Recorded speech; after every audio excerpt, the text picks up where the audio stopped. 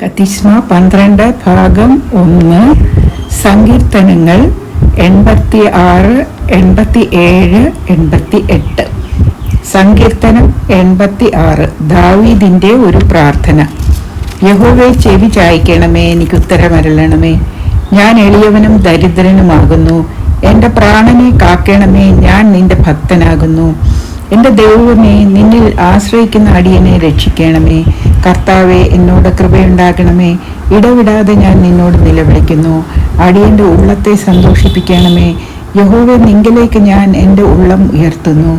കർത്താവെ, നീ നല്ലവനും ക്ഷമിക്കുന്നവനും നിന്നോട് അപേക്ഷിക്കുന്നവരോടൊക്കെയും മഹാദയാലുവും ആകുന്നു. യഹോവേ, എൻ്റെ പ്രാർത്ഥനയെ ചെവിക്കൊള്ളണമേ. എൻ്റെ യാചനകളെ ശ്രദ്ധിക്കണമേ.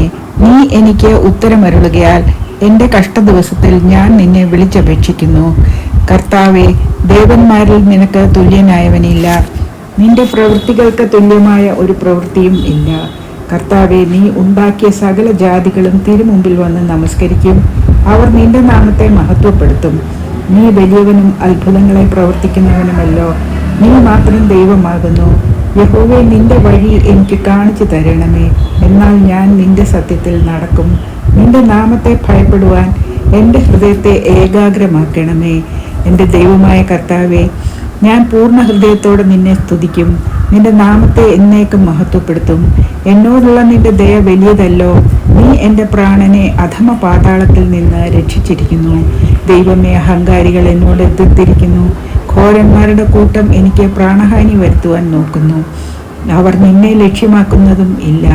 നീയോ കർത്താവെ, കരുണയും കൃപയും നിറഞ്ഞ ദൈവമാകുന്നു.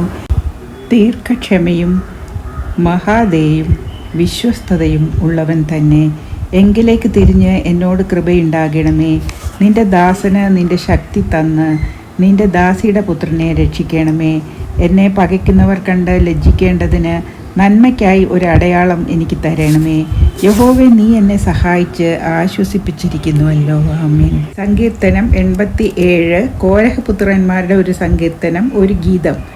യഹോവ വിശുദ്ധ പർവ്വതത്തിൽ സ്ഥാപിച്ച നഗരത്തെ, സിയോന്റെ പടിവാതിലുകളെ തന്നെ യാക്കോബിൻ്റെ സകല നിവാസങ്ങളെക്കാളും അധികം സ്നേഹിക്കുന്നു.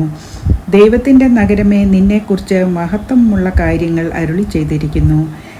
ഞാൻ എൻ്റെ പരിചയക്കാരുടെ കൂട്ടത്തിൽ ഹേബിനെയും ബാബേലിനെയും ഫെലിസ്ത്യർ, സോർ, കൂഷ് എന്നിവരെയും പ്രസ്താവിക്കും. ഇവൻ അവിടെ ജനിച്ചു, ഇവനും അവനും അവിടെ ജനിച്ചു എന്നും സിയോനെക്കുറിച്ച് പറയും. അത്യുന്നതൻ തന്നെ അതിനെ സ്ഥാപിച്ചിരിക്കുന്നു. യഹോവ വംശങ്ങളെ എഴുതുമ്പോൾ ഇവൻ അവിടെ ജനിച്ചു എന്നിങ്ങനെ എണ്ണും. എൻ്റെ ഉറവുകളൊക്കെ നിന്നിലാകുന്നു എന്ന് സംഗീതക്കാരും നൃത്തം ചെയ്യുന്നവരും ഒരുപോലെ പറയും. ആമീൻ. സങ്കീർത്തനം 88. ഒരു ഗീതം. കോരഹ് പുത്രന്മാരുടെ ഒരു സങ്കീർത്തനം.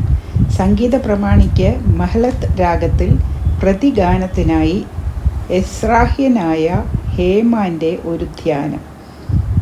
സങ്കീർത്തനം 88. എൻ്റെ രക്ഷയുടെ ദൈവമായ യഹോവേ, ഞാൻ രാവും പകലും തിരുസന്നിധിയിൽ നിലവിളിക്കുന്നു. എൻ്റെ പ്രാർത്ഥന നിൻ്റെ മുൻപാകെ വരുമാറാകട്ടെ. എൻ്റെ നിലവിളിക്ക് ചെവി ചായ്ക്കണമേ. എൻ്റെ പ്രാണൻ കഷ്ടത കൊണ്ട് നിറഞ്ഞിരിക്കുന്നു. എൻ്റെ ജീവൻ പാതാളത്തോട് സമീപിക്കുന്നു. കുഴിയിൽ ഇറങ്ങുന്നവരുടെ കൂട്ടത്തിൽ എന്നെ എണ്ണിയിരിക്കുന്നു. ഞാൻ തുണയില്ലാത്ത മനുഷ്യനെ പോലെ ആകുന്നു. ശവക്കുഴിയിൽ കിടക്കുന്ന ഹതന്മാരെ പോലെ എന്നെ മരിച്ചവരുടെ കൂട്ടത്തിൽ ഉപേക്ഷിച്ചിരിക്കുന്നു. അവരെ നീ പിന്നെ ഓർക്കുന്നില്ല. അവർ നിന്റെ കയ്യിൽ നിന്ന് അറ്റുപോയിരിക്കുന്നു. നീ എന്നെ ഏറ്റവും താണകുഴിയിലും ഇരുട്ടിലും ആഴങ്ങളിലും ഇട്ടിരിക്കുന്നു. നിന്റെ ക്രോധം എൻ്റെ മേൽ ഭാരമായിരിക്കുന്നു. നിന്റെ എല്ലാ തിരകളും കൊണ്ട് നീ എന്നെ വലച്ചിരിക്കുന്നു. നിന്റെ പരിചയക്കാരെ നീ എന്നോട് അകറ്റി. എന്നെ അവർക്ക് വെറുപ്പാക്കിയിരിക്കുന്നു.